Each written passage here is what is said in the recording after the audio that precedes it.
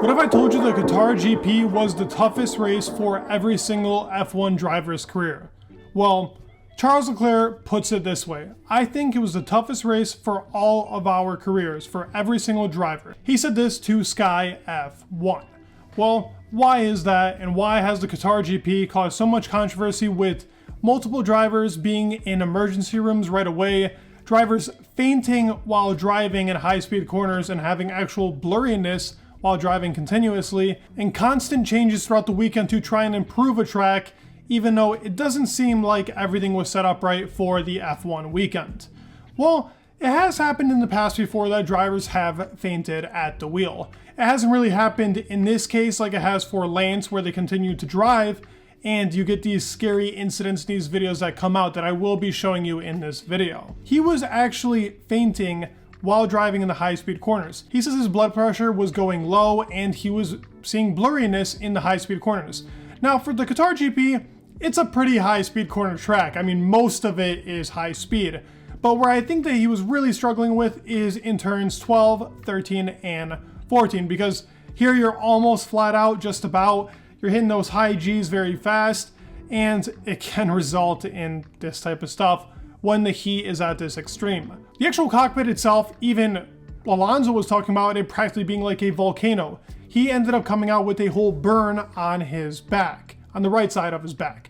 He even asked for them to drop water on him into the car, but it wasn't allowed. I'm assuming something with the electronics probably would have screwed up the whole car, and so on. And drivers were given track limit penalties. I mean, Lance went from a P9 to a P11 because of track limits that actually really ruined his race. He had a great race, should have had points, but not being able to see, his blood pressure being low, blurriness, and passing out while actually driving at high speed, I mean, gave you the track limits. It's a terrible thing. Before we get into the rest of the video, I wanted to thank you guys so much for the support on the channel. It genuinely means the world for me, so thank you so much. If you haven't subscribed, please do. It means a lot. And like the video and give it a comment. All that pushes the video. You guys are the best, so thank you so much for subscribing and joining the channel. Let's get into the rest of the video. So I wanted to talk about this crazy video that came out. I want to talk about every single driver, but particularly with Lance, because it seems like he had the most extreme situation. Even though Logan was the one that quit, I want to get into that as well. A lot of unwell drivers. There's a couple videos that have surfaced of Lance. The first one being, he's driving on the straight and his head is almost just limp. Like while he's driving, it's going left and right on a straight. That shouldn't be happening. Let me show you it right now.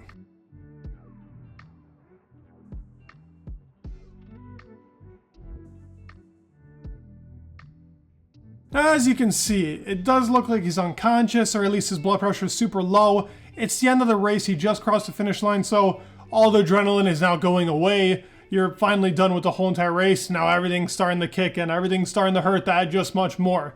And we saw drivers in the race down the straight with George Russell pulling off his gloves, trying to get some air into the gloves. It was a lot of stuff happening. A lot of drivers were under a lot of pressure with this heat.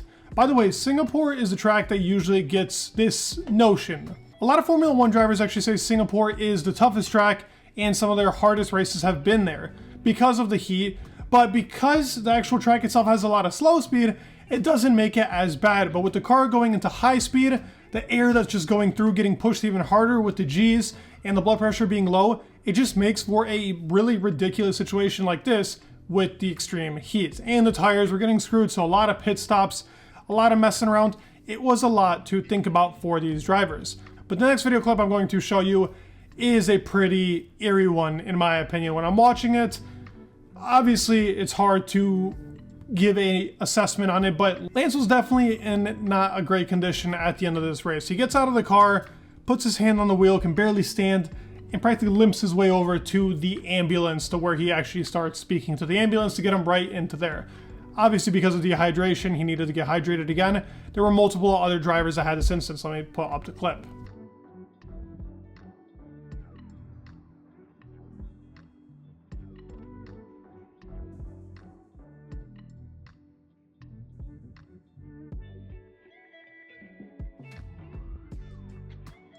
So what's the solution to this? Why was the Qatar GP such an extreme for these drivers? These drivers are built to be taking stuff. I mean, their necks are like Hulk's bicep most of the time, and these guys go through G-forces. That's not an issue. But when you put in the heat, you put in all these extreme conditions, it does make it hard for them. Bahrain and Saudi Arabia are practically located in the same region for these Grand Prix. They're not too far apart. They usually require the same weather. But with Bahrain and with Saudi, it was in March, where the weather is obviously colder. October in some some countries is colder, but when you're over there in Qatar, it's really only cold-ish in like December to March-ish range, where it actually really is winter. So the Qatar GP in 2024 is in December, which is a good thing. It's better that they actually have it at a later time. This will be better for the drivers. I mean, he was one of many instances. As I mentioned before, Fernando Alonso burned his back. Esteban Ocon threw up in his driver's seat. And I'm talking about in his helmet in laps 15 and 16. It's been a hot one. Okay, I didn't tell you I threw up by lap 15, so yeah. Good job, guys. Okay, mate. You all right in there? At the end of the race, Piastri couldn't even practically stand in the podium room. You have him down on the floor. You can see that he's drenched with water that he probably poured all over himself.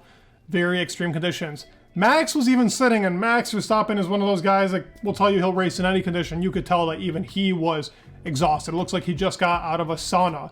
You look at Fernando also. Dude put his hands up, sweating. And yes, it's going to happen. I think that's normal within Formula One for them to sweat, to be in extreme heat conditions. It is a sport where sometimes they literally shred like 10 pounds per race. It's just that type of sport with the race suit and everything on. Makes it feel like you are literally burning up on the inside, but not people throwing up. Logan, for this instance, was out of the car and couldn't finish the race because even before the race, talking about even the sprint and qualifying, he had some flu-like symptoms and it just wasn't working out for him. They seem to have known the problem already while he was driving because Logan was like, let me drive this, I can do this, let me get this opportunity. He knows that he's on the clock here with his seat. I commend him for stopping himself. If it was really that bad, and you could see as this guy got out. I mean, he was obviously over-exhausted, and he needed to rest. So I give him props for being able to, you know what, you gotta have balls to say that, because it's a live television sport. People are obviously gonna be watching. Everybody's gonna be calling him a wuss for backing out. It takes a lot to say, listen, dude, I just could not do it today. I was sick, I was feeling unwell.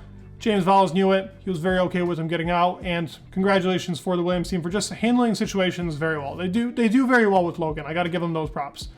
I mean, even Esteban says, I don't think we particularly see in the cockpit too well, so it must have been like 80 degrees inside the car today. I'm glad that next year we come back in December. He was obviously exaggerating, but it wouldn't shock me if in the car it was literally like 55 degrees Celsius. It was an absolute heat fest over there. Lando Norris says he concerns show Qatar calendar placing shouldn't have happened in the first place.